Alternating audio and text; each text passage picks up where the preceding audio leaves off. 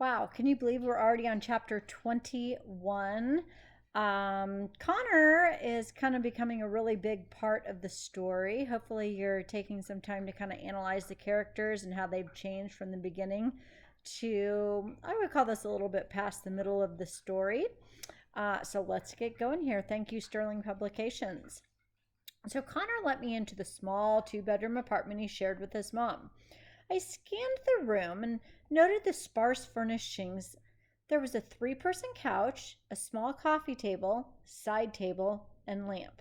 No pictures hung on the walls, and I saw a couple of unopened boxes stacked in one corner.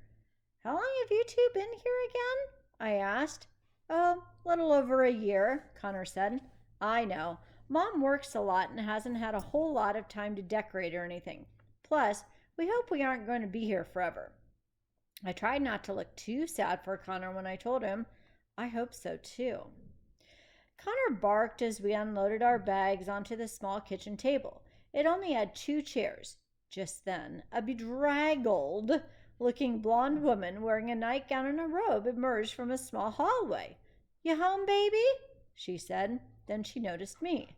She looked both surprised and embarrassed as she pulled her robe closed and tightened the belt. Oh, she breathed. You brought a friend home. Mom, this is Avon. She glanced briefly at my torso. Well, hi, Avon.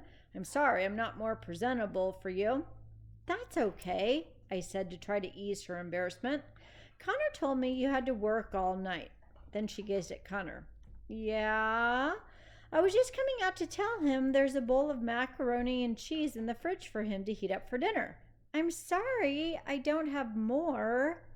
What do you think she's alluding to? Maybe to have Avon stay for dinner too? Oh no, that's okay, I said before she could finish. Mom? Yes? Avon just came over for a couple of hours to play video games. Her mom will be picking her up before dinner. Connor's mom looked so embarrassed about the situation that I kind of felt bad Connor hadn't been able to give her some kind of warning about me coming over. Sorry for the surprise, Mrs. Bradley. I'm happy to finally meet you, though. Well, I'm happy to meet you too, Avon. It's nice to see Connor with a friend. Perhaps you can come over again on another day when I'm a bit more myself. Oh, yes, I'd love to. I don't know what got into me, but then I said to her, and maybe you can come to the next Tourette support meeting with us. Does she know about these? Let's see what happens next. Connor jerked his head at me, and I immediately realized she knew nothing about it. Something I think I had already suspected. Her eyes were large with surprise. Tourette's support meeting? She said. My parents. Connor shrugged his shoulders. Yeah, Avon and I went to a support meeting one day while you were working. Connor, I wish you would tell me about these things. Her eyebrows furrowed together. How'd you get there? Avon's mom drove us. Don't worry, I said, noticing kind of the look of concern on her face. We're not like a psycho family or anything. We're totally normal. Except for. Except for what? I motioned towards my shoulders with my head, but my parents had nothing to do with that. She gave me a kind of a tired smile. I'm sure your family is lovely. She turned her attention back to Connor. I'm happy you're going to a support group, baby. Just when Avon's mom comes to pick her up, I'd really like to meet her, please. Connor nodded. She went to him and kissed the top of his head. I'm going back to sleep. Could you wake me up in a little bit so I can make myself more presentable? Connor nodded again. Then she walked back down the small hallway and disappeared into a dark bedroom. At this, I turned to Connor. Your mom's nice. I don't know why. But he cut me off. I wish you hadn't told her about the support group. She doesn't have time to go, and now she'll just feel bad about it. Well, why don't you at least give her the chance to decide what she wants to do? She doesn't need any more stress than she already has, he said. I don't think the support group would stress her out. I'm sure she's more stressed out about not knowing what's going on with you. She's better off without having to deal with me. I suddenly saw things so clearly. It wasn't at all that Connor's mom couldn't stand him, as he had said. It was that Connor couldn't stand himself. Interesting. He blamed himself for all his mom's problems. He blamed himself for his dad leaving, the tiny apartment, her hectic work schedule. I kind of knew how he felt, I knew he felt it was all his fault. But from what I'd just seen, I strongly doubted she felt the same way. Connor, she's your mom. She doesn't deal with you. She loves you. Why don't you just let her? And Connor interrupts again. Why are you always trying to fix me? Connor snapped. Why don't you just be my friend, Avon? I don't need to be fixed. I don't want to fix you, I said. I don't think you're broken or anything. I just want to help. Friends help each other, don't they? I'm just going to take a second here for you to think about one of the challenges that we've had on the Olathe Continuous Learning Plan. And for reading it was to look at things from different people's perspectives. Is this a prime example of exact same situation, living conditions, relationship, but it looks very different from Avon's perspective, Connor's perspective, and now his mom's perspective. So, same facts, just different way of looking at things. All right, so I lowered my eyes and ran my rainbow-striped flat over the dingy carpet. All right, I said, but I won't stop going to the meetings. You can come if you want, I shrugged. Whatever, I don't care. Connor's face softened a little bit, and he grinned. Yeah, you do, and yeah, I'll come. Chapter 22. Connor and I walked up to the door of the Tourette support group. Here we go again, he said under his breath as I opened the door. This month's group was a little bit smaller. Only Dexter, Jack, and Mason were there. Hey, armless Avon, Dexter said. Is that a new tick, Dexter? I asked, thinking of the tendency to say inappropriate things. What do you mean? He said, with a baffled expression on his face. I grinned at the floor. Never mind. Dexter patted the seat next to him. Come sit over here, Chicken Nibble. Connor and I sat in two seats next to Dexter. Where's everyone else? I asked. I don't know, Dexter said. Maybe Rebecca slapped herself so hard that she's lying passed out on the kitchen floor. By the way, these Tourette's group meetings are hard as a reader to read because like all the different interjections or the things that they do themselves, they just kind of go along in the sentence, but you have to realize that that is the author trying to describe their Tourette's that's happening during the meeting. So keep that in mind as you listen to this part of the chapter. All right. So Dexter patted the seat. We said that. Where's everyone else? I asked. I don't know. Then Jack snorted loudly. That's not cool, Dex, he said. I just shook my head. Definitely not cool. I'm sorry, he said, clearly doing his best to look innocent. It could be the bathroom floor. That's enough, Dexter. Then Andrea looked up from the clipboard she held on her lap. That's almost crossing the line into making fun of instead of making fun with. Then she stared him down. But I could hear some playfulness in her voice, too. I'm sorry. Dexter hung his head and stuck out his lip. I won't do it again. Then he covered his mouth to hide his obvious grin. Well, it looks like this is all we're going to have today, Andrea said. Why don't we go ahead and get started? Since we all talked a little bit last month about our fear of going out in public, I thought this month would be a good time to talk about some techniques for staying relaxed when we go out. There's no reason any of you should feel you need to stay confined to your house out of fear of venturing out. It's so important you all live your lives as normally as possible. And feeling comfortable when going out in public, well, that's a really big part of it. But what if we can't relax and our tics get really bad? Jack said, letting out his loud whooping noise. Don't already decide that you can't relax in public, Jack, Andrea said. That's why I'm going to teach you the techniques that you can use. Are you going to tic in public? Probably. That would be a yes. You have to accept that, but you don't have to allow it to get out of control. Is this going to be about habit reversal training? Connor asked, because I've already tried that. What is that? I hadn't heard of it. Before he could answer me, Andrea said, No, Connor, we're not going to be discussing habit reversal training today. Connor turned to me. That's when you try to focus your attention on doing something that basically, like, competes with the tick as soon as you feel the urge. Over time, it is supposed to make you feel the urge to tick less. Does it work? I asked. A little bit, Connor said, but I haven't been very good about doing it. It can work well for some kids, Andrea said, but today we're just going to focus on relaxing. I ignored her. Maybe you should try it again, if it helped, I told Connor. I told you I'm not going to therapy anymore, Avon. Besides, it didn't work well for me. I frowned and kicked at my chair legs as Andrea went on about how to breathe deeply.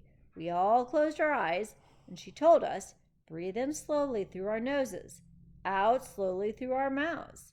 I found it difficult to relax with Dexter repeatedly saying, chicken nibble, next to me, but I did my best. Now, Andrea said in another soothing voice, feel a warmth in your chest, a wonderful warmth that travels from your chest to your shoulders, down your arms, and into your fingertips.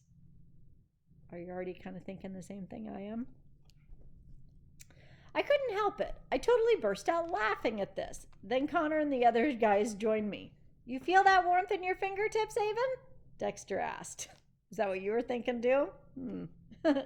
Andrea tried to continue talking about the warmth drifting down to our legs and feet, but everybody just kept giggling and ticking. So eventually she gave up and talked to us about other ways we could relax in public.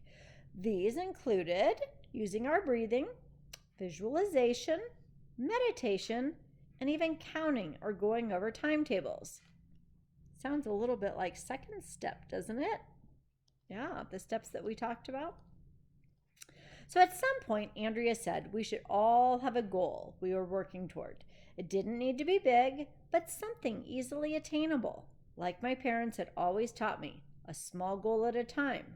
Wow, this is just like our SMART goals. We have so many text to selves today. Dexter said he wanted to make it through a meeting without calling his mom to check the stove.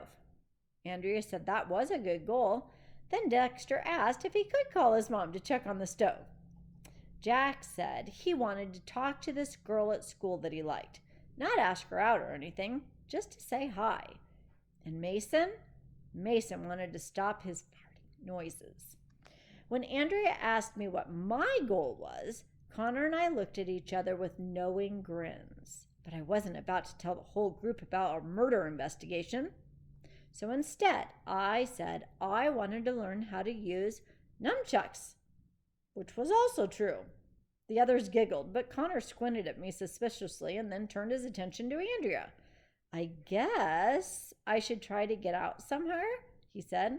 I haven't been anywhere but school and Stagecoach Pass since I moved. The way he said his goal felt non-committal, and I doubted he would follow through with it. I doubted that he would follow through with it. Andrea gave us the last 10 minutes, though, to socialize, so everyone wanted me to show them what kind of things I could do with my feet. Andrea handed me her clipboard, paper, and pen, and I wrote, people with arms are lame. I also opened up a water bottle and put my hair in a ponytail. Very impressive stuff, you know. Wow, Avon, Dexter said. You're just like a superhero, like a totally awesome, armless superhero. If I only had those nunchucks, I said. Armless Avon, Dexter announced, able to open water bottles with a single toe. I blushed. That darn idiopathic craniofacial erythema. That was all in parentheses. Not a single toe, but that's okay. I glanced at Connor. He wasn't smiling. Actually, he kind of looked downright annoyed right now. Later on the way home in the car, I asked him, "What's the matter?" "Nothing," He slumped down in his seat and crossed his arms. Dexter just thinks it's so funny. Yeah, but he is funny, I said. I can tell you think he's so funny, but I don't. He turned away from me so he could stare out the window.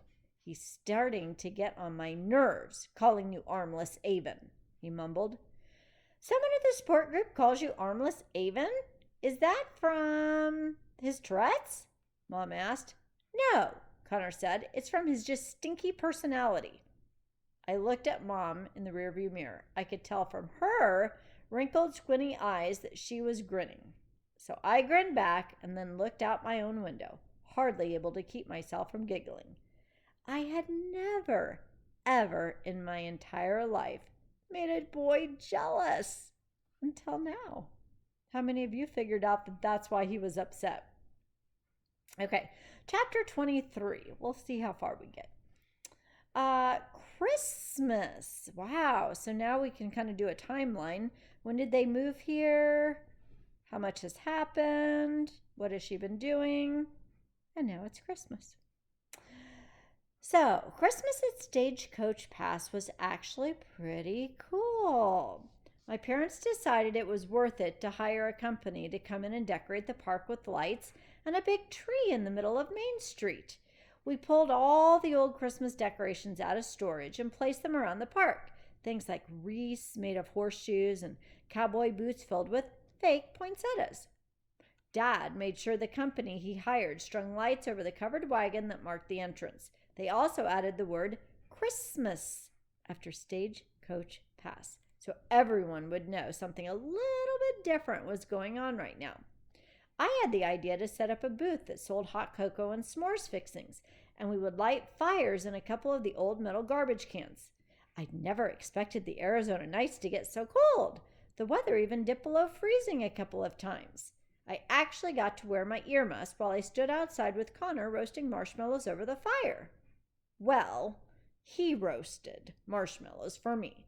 I didn't exactly need my toes freezing off now, did I? It's too bad Zion's gone for winter break, I said. Zion and his family were spending 2 weeks in New Zealand. They'd gone all the way to the other side of the world to visit the movie sets from Lord of the Rings. My dad had raised an eyebrow when I told him that and said, I've got to meet these people. Zion told me it's actually summer down there right now. How weird is that? Connor didn't answer as he looked around and barked again nervously. The roasting sticks he held over the fire, they shook just a little bit. This place is busier than ever, he barked. The people roasting marshmallows across from us stared at him. Don't let it scare you off, I told the people. Connor looked offended by this. I won't. As long as it doesn't get too busy. I raised an eyebrow. What qualifies as too busy? Connor shrugged. I guess busier than this. Well, I hope that's not true, because I would miss you. I'm sure it will be dead again once Christmas is over, Connor said, which was obviously reassuring to him, but not to me. Difference of opinion, right? I didn't want the park to get dead again. Connor pulled a marshmallow off, and we ate it together. I think I'm going to stop right there for the day. We'll continue with what happens to Stagecoach Pass with Christmas coming up, probably tomorrow. All right, have a good afternoon.